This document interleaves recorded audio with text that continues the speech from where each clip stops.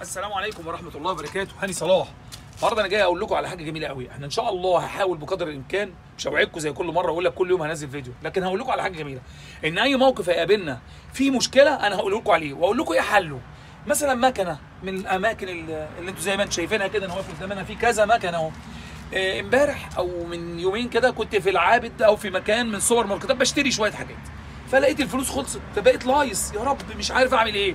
خدت الفيزا وخدت بعضي ورحت المكنه، لقيت واقفين على 5 6 مكانات، مفيش حد منهم عارف يعمل حاجه. فوقفنا على مكنه ولقيت كل واحد يقف يقول لك ايه، مفيش فلوس. سابوا المكنه وسابوا الثانيه وسابوا الثالثه.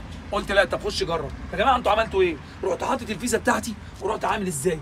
هو انتوا الناس دي بتسحب شكلهم كده، كل واحد فيهم بيسحب له 2000 3000 جنيه عشان كده ايه المكنه ما فيهاش. حطيت الفيزا وقلت طب ما اضرب فئه صغيره، ضربت فئه صغيره لقيتها طلعت لي 500 جنيه. فالناس كلها استغربت، ايه ده؟ ازاي ده؟ احنا عمالين بنقول مفيش فلوس.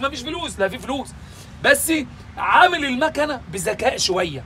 انت دخلت على آلة تمام، عمال تديها ارقام مش هتديك، انما لما تيجي فضربت ايه 500 تمام، راحت مطلعهم لي، رحت ضارب كمان 500. فواحد واقف بيقول لي ايه، ما تضرب 1000 يا بيه. قلت له طب ماشي، طب وليه نضرب 1000 ونضيع الدنيا؟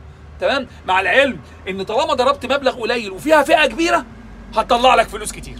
تمام، حاول بقدر الامكان تشغل دماغك. ماشي، يا رب يكون الفيديو عجبكم. هاني صلاح، ان شاء الله انتظروني في جديد، وفي كل يوم مواقف جميله هتعجبكم وهتمتعكم. هاني صلاح، ما تنساش لايك اشتراك. حبيبكم هاني صلاح، السلام عليكم ورحمه الله وبركاته.